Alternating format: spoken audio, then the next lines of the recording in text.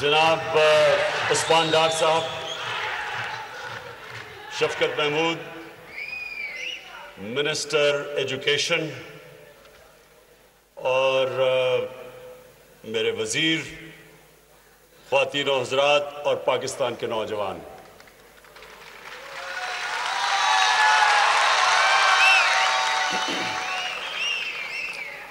अच्छा, मैं ये जो हुनरमंद पाकिस्तान प्रोग्राम आज लॉन्च किया, मैं इससे पहले आप सबके लिए आपको एक पाकिस्तान का रोड मैप देता हूं कि हमारा मुल्क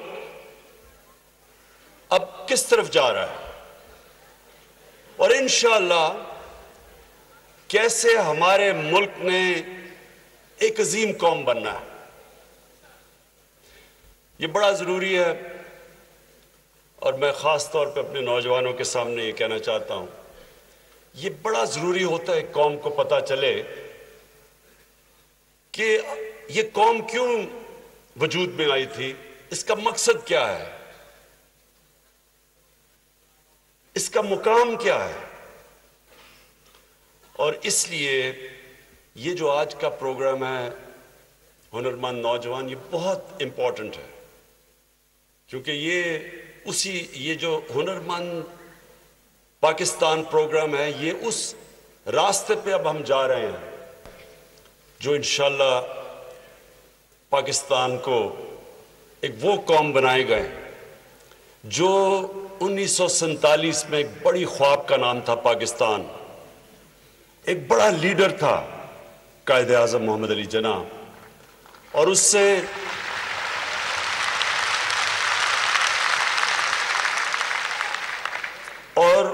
उससे पहले एक बहुत बड़ा हमारा नजरियाती लीडर था इल्लामा इकबाल।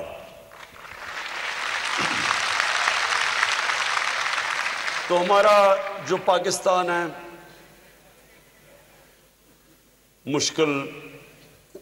एक मुश्किल वक्त से निकल रहा है। ये मैं सब नौजवानों, आप सबके सामने एक चीज कहना चाहता हूं, इंसान की जिंदगी में, एक इदारे की जिंदगी में, एक स्पोर्ट्स टीम की जिंदगी में और एक कौम की जिंदगी में हमेशा अच्छे बुरे वक्त आते हैं। ये प्लीज ये याद रखें कि जिंदगी कभी भी सिर्फ फेरी टेल्स में हम पढ़ते थे जब छोटे थे, तो अंग्रेजी की किताबों में पढ़ते थे and they lived happily ever after. ये सिर्फ फेरी टेल्स में होता है, असल जिंदगी में ऐसी चीज नहीं होती। वो लिव्ड हैप्पीली आफ्टर जो होता है, यानी जो सुकून की जिंदगी, वो सिर्फ कब्र में ही होती है। जिंदगी ऊंच नीच का नाम है, और जो ये ऊंच नीच का जो डायनामिक समझ जाएं तो वो हमेशा बुरे वक्त का फायदा उठाते हैं। बुरा वक्त एक इंसान या कौम की जिंदगी में आपको एक अल्लाह की तरफ से एक ऐसा एक पैगाम आता है कि अपने आप को अपनी इस्लाह करो, तुम गलत तरफ निकल गए हो, अपना रास्ता ठीक करो, उस रास्ते पे लगो जो अल्लाह चाहता है। और जो फिर मुल्क कामयाब होता है या इंसान कामयाब होता है, वो फिर उस बुरे वक्त में एक एनालिसिस करता है, अपना जायजा लेता है, अपनी गलतियों की निशानदेही करता है, फिर सोचता है, मुशावरत करता है कि वो कौन सा रास्ता है जो हमें लेना चाहिए था, जो हमें उस रास्ते पे लेके जाएगा जिसके लिए ये मुल्क बना था। तो मैं आपके सामने रखता हूं कि हमारा जो मुल्क बना था वो एक जो ख्वाब वाहिद मुल्क इस्लाम के नाम पे बना था।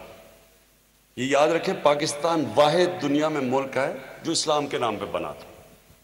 कोई और मुल्क इस्लाम के नाम पे नहीं, मसलन ईरान तो वहाँ ईरानी है या मिस्र मिस्री है, लेकिन ये मुल्क इस्लाम के नाम पे बना था। और इस्लाम हमारे लिए हमेशा, ये भी हमेशा, और बच्चों, आप नौजवानों, आपके लिए बड़ा ज़रूरी है समझना कि जब मुसलमान कहता है ना कि वो कौन सी रियासत होनी चाहिए, हम हमेशा सुनते थे इस्लाम की रियासत, वो क्या थी? वो नबी सल्लल्लाहु अलैहि वसल्लम ने मदीना की रियासत बनाई थी। और वो जो रियासत थी, जिन असूलों पे वो बनी थी, वो एक कामयाब मॉडल बनाया था जिसके ऊपर चल के तो 700 साल तक दुनिया में मुसलमान सबसे अजीम कौम बन गए। तो एक कामयाब मॉडल था।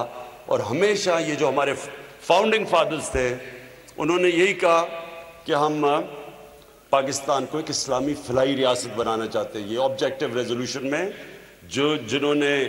जो हमारे फाउंडिंग फादर्स थे, उन्होंने ये कहा था।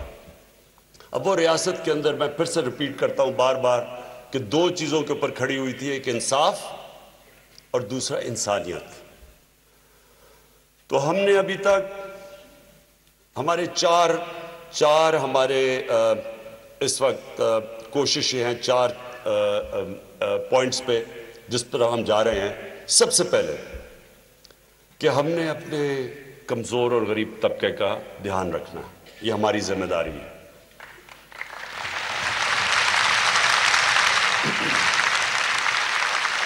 क्योंकि मेरे ख्याल में अल्लाह की बरकत हमारे मुल्क में इसलिए नहीं आई कि जो गलत रास्ते में ये था कि हमारे मुल्क में एक छोटा सा तबका अमीर होता गया और बाकी लोग पीछे रह गए। माशरे का जो सारा सिस्टम था वो मौका ही नहीं देता था नीचे से लोगों को ऊपर आने के लिए। और ये मेरे ख्याल में ये जो निज़ाम होता है, ये जुल्म का, नाइंसाफ़ी का निज़ाम होता है। अमीर के लिए एक तालीम, गरीब के लिए दूसरी। अमीर के लिए एक इंसाफ, गरीब के लिए दूसरा इंसाफ। अमीर के लिए इंग्लिश मीडियम, आम लोगों के लिए उर्दू मीडियम या दीनी मदरसे। ये एक महज़ब माशरा ऐसा नहीं चलता। वो उसमें इक्वल अपॉर्चुनिटीज़ दी जाती हैं, सबको मौके दिए जाते हैं ऊपर आने के लिए। जो मेहनत करता है वो ऊपर आ सकता है।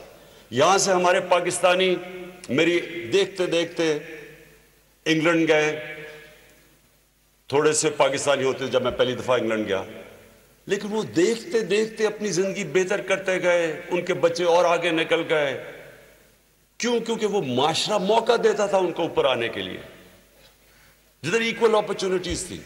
उसी तरह अमेरिका में आज पाकिस्तानी देखें, वो क्यों ऊपर चले गए हैं। बड़े हर शोबे में पाकिस्तानी ऊपर बैठे हुए हैं, ऊपर निकल गए, क्योंकि माशरा मौका देता है, जिसको वो कहते थे दी अमेरिकन ड्रीम। अमेरिकन ड्रीम का मतलब क्या है कि जो मेहनत करेगा वो ऊपर आ सकता है। तो हमारे मुल्क में ये जो सिस्टम था ना हमारा, कि नीचे से लोग ऊपर नहीं आ सकते, मेरे ख्याल में ये सबसे बड़ी वजह है कि अल्लाह की बरकत नहीं आई हमारे मुल्क में। और हमने अपने आम आदमी का ध्यान नहीं रखा। जो फलाई रियासत बननी चाहिए थी, पाकिस्तान नहीं बना। तो हमारी सबसे पहला जो प्रोग्राम है वो है एहसास का प्रोग्राम। उसके अंदर हमने कोशिश की है कि मुख्तलिफ चीज़ें करें अपने नीचे से लोगों को ऊपर उठाने के लिए। सबसे ज़्यादा मुश्किल हालात में हमने पैसा खर्च किया है। 190 अरब रुपया पाकिस्तान की तारीख में पहली दफ़ा एक पैसा खर्च किया सिर्फ अपने गरीब तबके को ऊपर लाने के लिए।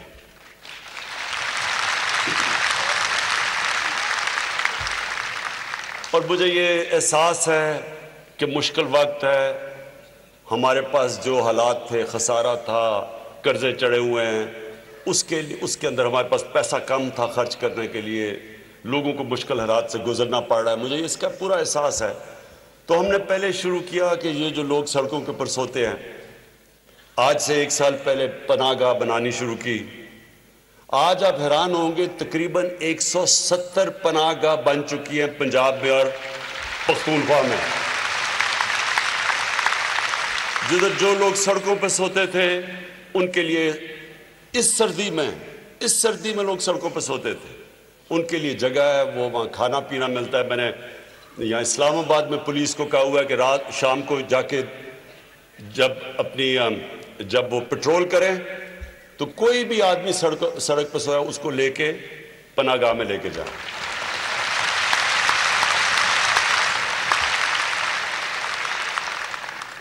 कल यूटिलिटी स्टोर्स का आगाज किया हमने, पैसे डाले हैं 6 या 7 अरब रुपया, ताकि लोगों को, हमारे जो तनख्वाहदार लोग हैं उनको सस्ती बुनियादी चीज़ें, आटा, चीनी, घी, चावल, दाल, ये ताकि उनको मिल सके। तो ये हमने शुरू किया और ये इंशाल्लाह यूटिलिटी स्टोर्स के अंदर आप देखेंगे कि लोगों को सस्ती कीमतें मिलेंगी। इसका दूसरा मकसद ये है कि लोग जो कीमतें बढ़ा देते हैं मुश्किल वक्त में,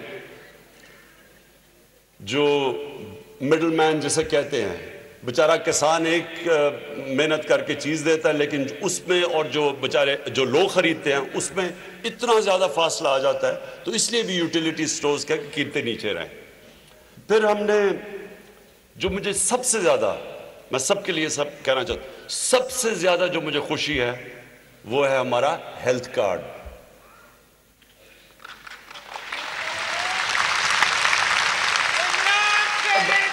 हेल्थ कार्ड का मतलब, मैं आप स्टूडेंट्स को नहीं पता होगा हेल्थ कार्ड क्या है।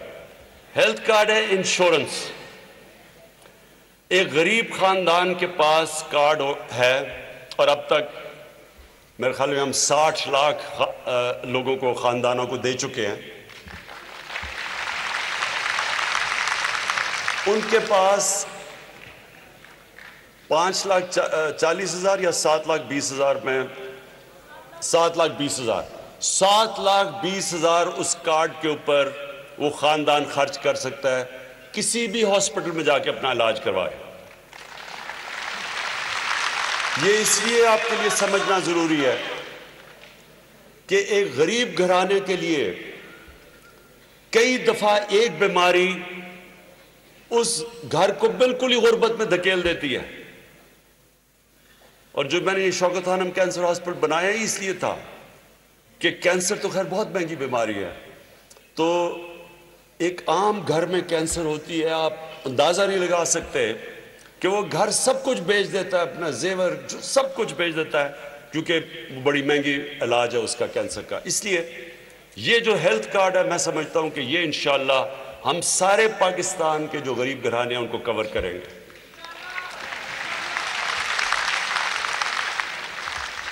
फिर हम लंगर खोल रहे हैं।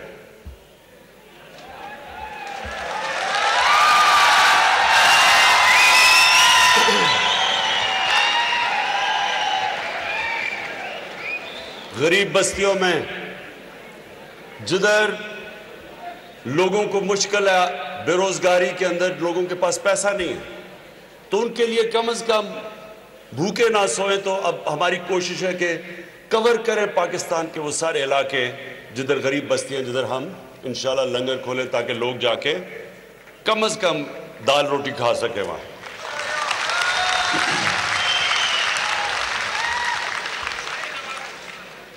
अच्छा, अब सबसे पहली जिम्मेदारी अपना निचला तबका, जो सबसे ज्यादा जिनको जरूरत है, उसके बाद अब अगला जो ये 2020 में हमने अब रोजगार देना है लोगों को।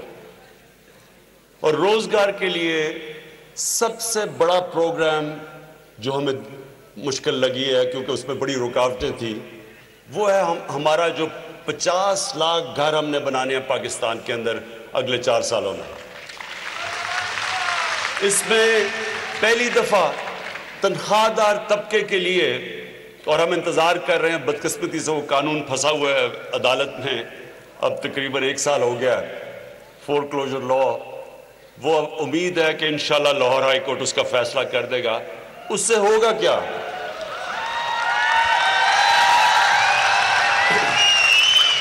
उससे होगा ये कि तनख्वाहदार लोग जिनके पास पैसा नहीं है घर बनाने का, उनको बैंक से कर्जे मिलेंगे। और वो ये पहली दफा पाकिस्तान में, क्योंकि सारी दुनिया में ये होता है लेकिन पाकिस्तान में अभी तक जिसको मॉर्गेज सिस्टम कहते हैं या हाउस फाइनेंसिंग, वो हमारे में है ही नहीं। या पैसे हैं तो घर बनाओ, इसका मतलब कि लोग, तनख्वाहदार लोग, सरकारी नौकर, ये घर नहीं बना सकते। इसलिए उनके लिए ये लेके आ रहे हैं। और इंशाल्लाह ये मुझे उम्मीद है कि chief justice Lahore high court इसी हफ्ते वो क्लियर कर देंगे बिल, वो जो केस है, ताकि हम शुरू करें अपनी। और इससे ये जो घर बनाने का हमारा है, इससे इंशाल्लाह 40 इंडस्ट्रीज चल पड़ेंगी 40 इंडस्ट्रीज जब कंस्ट्रक्शन शुरू होती है तो चल पड़ती हैं, तो उससे इंशाल्लाह हमारे मुल्क में जो इस वक्त बेरोजगारी है वो इंशाल्लाह हम ख़त्म करेंगे उस तरह।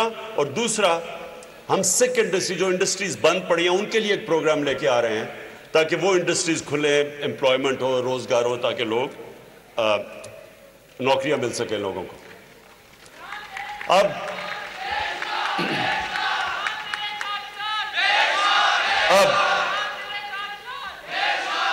मैं नौजवानों पे आता हूं।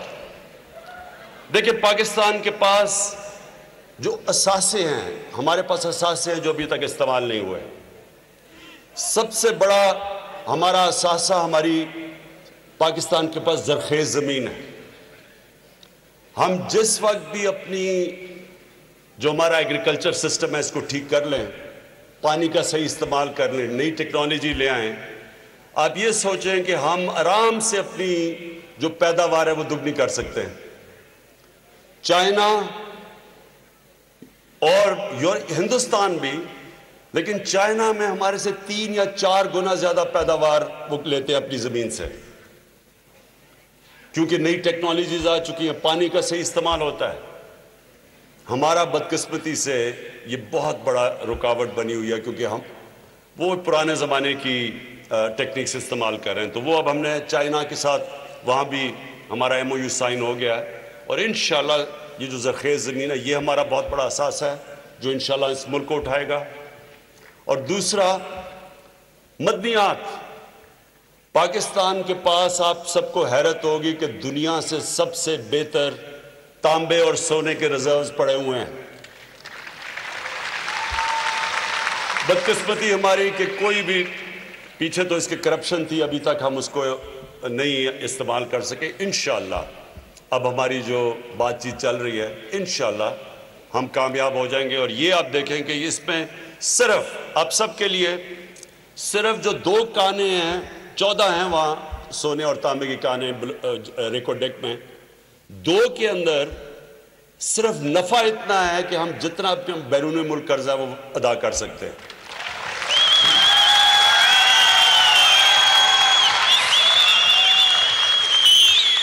लेकिन सबसे बड़ा पाकिस्तान का असासा हमारा नौजवान है। हमारा एक मिनट, अभी नहीं। हमारा सबसे बड़ा असासा पाकिस्तान में इसलिए नौजवान है कि दुनिया के अंदर हमारा 2nd यंगेस्ट पॉपुलेशन है। ये जिस तरह भी शफकत महमूद ने कहा कि अगर हम इसी नौजवान को अब हुनर दे सकें, सही तालीम दे सकें, ये नौजवान, सिर्फ नौजवान हमारे जो हैं इस वक्त पाकिस्तान में, ये ही इस मुल्क को सुपर पावर बना सकते हैं इंशाअल्लाह। तो इसलिए ये जो आज का प्रोग्राम है ये बड़ा इंपॉर्टेंट है आपके लिए समझना। हमने कभी भी अपने नौजवानों को वो तालीम ही नहीं दी, हमने कभी तालीम पे जोर नहीं दिया। हमने जिसको ह्यूमन डेवलपमेंट कहते हैं उस पे हमने पैसा नहीं खर्च किया, और हमने जो हमारा सबसे बड़ा असासा था उसको हमने अभी तक जाया किया है। तो ये जो हुनरमंद प्रोग्राम है ये बहुत बड़ा, मैं मुबारक देता हूं आपको उस्मान डार, आपको भी शफकत महमूद, कि ये पहला कदम है। इस सबसे बड़ा जो हमारा असास है इसको हम वो असासा बनाएं जो मैं आप यकीन दिलाता हूं कि सिर्फ ये नौजवान ही पाकिस्तान को उठा सकता है। इसके लिए शफकत महमूद ने आपको बताया, ये पहली दफा ऐसे इनिशिएटिव्स लिए गए हैं पाकिस्तान में, और मैं ये अभी हमारे पास कम पैसे हैं, जैसे जैसे इंशाल्लाह ये 2020 ये पाकिस्तान के उठने का साल है। पहला 2019 स्टेबल होने का साल था, ये इंशाल्लाह इसको मुल्क को उठाने का साल है। तो इसके अंदर इसमें जैसे जैसे हमारे पास पैसा आएगा आप देखेंगे कि ये ज्यादा पैसा तालीम, सेहत पे और ख़ास तौर पे टेक्निकल एजुकेशन के ऊपर जाएगा। ये जो इसकी पांच खास चीजें हैं, 5 चीजें हैं जो ये हुनरमंद नौजवान की हुनरमंद पाकिस्तान की, ये मैं रिपीट करना चाहता हूं। हमने 30 अरब रुपया इसके लिए दिया है और पहले फेज में 10 अरब रुपया इस्तेमाल होगा। और किस चीज पे इस्तेमाल होगा? 5 लाख हम नौजवानों को स्किल सिखाएंगे, हुनर सिखाएंगे, जिसमें अभी आपको बताया गया हुनर कैसे होंगे, जो लेटेस्ट चीजें हैं। अच्छा, दुनिया एक इंडस्ट्रियल रेवोल्यूशन थी, ये उससे भी बड़ी रेवोल्यूशन आ रही है। नई चीजें आ रही हैं जो पता नहीं दुनिया को 10 साल के बाद किधर लेके जाएंगी, जिसमें आर्टिफिशियल इंटेलिजेंस, बिग डेटा, ये सारी नई चीजें हैं, रोबोटिक्स, डेटा, क्लाउड कंप्यूटरिंग, नई चीजें हैं। तो ये जो स्किल्स के अंदर ये शामिल होंगी कि हम 10 अरब रुपया इस पे खर्च कर रहे हैं 5 लाख नौजवानों पे, और पहले फेज के अंदर 1,70,000 नौजवानों को हम ट्रेन करेंगे। 500 टेक्निकल ट्रेनिंग सेंटर्स खोलेंगे। मुझे उसकी खास तौर पे खुशी ये है कि इनमें से 70 सेंटर्स पहले फेज में मदरसों में खुलेंगे। मदरसों में इसलिए जरूरी है कि आज तक हमने मदरसों के बच्चों को अपना ही नहीं समझा। मुझे सबसे ज्यादा फख्र अपनी हुकूमत पर यह है कि पहले पाकिस्तान की हुकूमत है जिसने जो 25 लाख हमारे बच्चे मदरसों में पढ़ते हैं उनको उसने अपनाया, अपना समझा है। उनको हमने मेन सेंटर में लेके आए हैं। उनके लिए, मदरसों के लिए हमने जो वो सब्जेक्ट्स जिससे वो मदरसे के बच्चों को मौका मिले किसी भी फील्ड में जा सके, हमने वो किया है। तो मुझे इसका बड़ा खुशी। और पहला है कि हमने 70 सेंटर खोलने हैं पहले फेज के अंदर मदरसों के अंदर। उसके बाद 300 smart technical centres. Smart technical centres का मतलब यह है कि इनकी एफिलिएशन होगी इंटरनेशनल क्वालिटी टेक्निकल इंस्टीट्यूट्स के साथ। अब जमाना ऐसा आ गया कि आप यहां से डायरेक्ट उनके थ्रू अपने बच्चों को यहां तालीम दे सकते हैं, जो लेटेस्ट चीजें, लेटेस्ट टेक्निक्स हैं। ये मैं शफकत महमूद आपको खास इसके ऊपर मुबारक देता हूं, क्योंकि इससे जब तक हमारे पास क्वालिटी सेंटर्स नहीं आते और वो फिर क्वालिटी सेट करेंगे पाकिस्तान के अंदर, वो बाकी भी इंस्टीट्यूट्स की स्टैंडर्ड ऊपर ले जाएंगे। 75 सेंटर्स पहले फेज के अंदर हम पाकिस्तान में खोल रहे हैं। और जो मुझे ये भी शफकत आपकी, मुझे जो सबसे ज़्यादा चीज़ पसंद आई है जो नेशनल एक्रेडिटेशन काउंसिल, मतलब ये है कि जितने भी पाकिस्तान के अंदर सेंटर्स होंगे उनको सर्टिफाई किया जाएगा कि ये एक कैटेगरी है, ये बी कैटेगरी है, सी कैटेगरी है।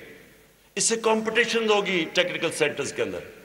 आज तक हमें पता ही नहीं हमारे टेक्निकल इंस्टीट्यूट्स किस तरह के नौजवानों को स्किल्स दे रहे हैं।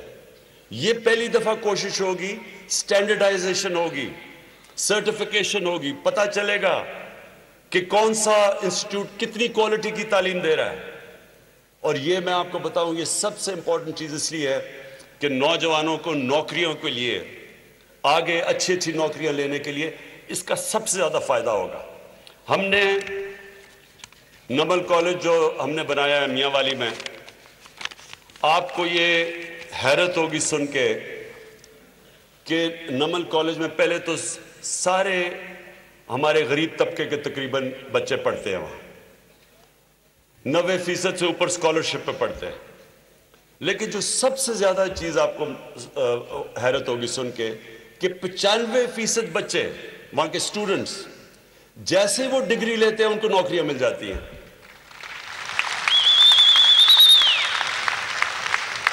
तो ये सबसे बड़ी चीज है हुनरमंद पाकिस्तान में कि हमने अपने नौजवानों को स्किल्स देने हैं, हुनर देना है, ताकि मौका दे कि वो नौकरियां उनको मिलें, अपने खानदानों को उठाएं। क्योंकि हुकूमत कितनी नौकरियां दे सकती है? नौकरियां तो हुकूमत वो फिजा बना सकती है जिसमें नौजवानों को नौकरियां मिले। और इंशाअल्लाह ये जो आज आगाज़ किया है, मुझे खुशी इसलिए है कि हम अपने अब नौजवानों को एक सीरियस पहली दफ़ा एफर्ट है कि अपने नौजवानों को अपनी कौम का सबसे बड़ा असासा बना कर। मैं आखिर में आप सबका शुक्रगुजार हूँ और मैं नौजवानों से आपसे आखिर में एक बात कहता हूँ कि देखें, ये मुल्क जो अल्लाह ने बनाया है, ये एक वो कौम है जो इंशाअल्लाह सारी मुसलमान दुनिया के अंदर वो मुल्क बनेगा जो मुसलमान दुनिया के लिए मिसाल बनेगी और लीड करेगा उनको। और ये मैं आपको आखिर में अपनी फॉरेन पॉलिसी बता दूं कि अब तक हम गलतियां क्या करते रहे कि हम किसी और की जंगों के अंदर शिरकत करते रहे। अब पाकिस्तान कभी किसी की जंग के अंदर शिरकत नहीं करेगा।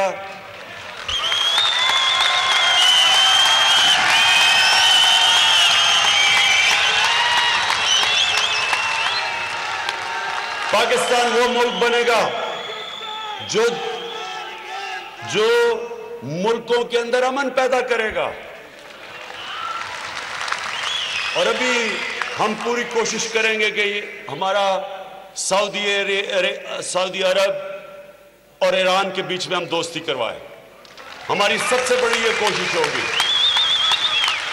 और इंशाअल्लाह ये भी मैंने डोनाल्ड ट्रंप से भी मैंने ये कहा था कि अमेरिका की और ईरान की हम दोस्ती कराने के लिए तैयार हैं, क्योंकि जंग, नौजवानों ये याद रखें, कोई जंग नहीं जीतता, जो जीता वो भी हार जाता है। और हमने ये जो वॉर ऑन टेरर में शिरकत की थी, हम सब जानते हैं कि पाकिस्तान ने कितनी बड़ी कीमत अदा की थी इस जंग के अंदर शिरकत करने के लिए। और ये वो मुल्क होगा अब जंगे नहीं लड़ेगा, लोगों को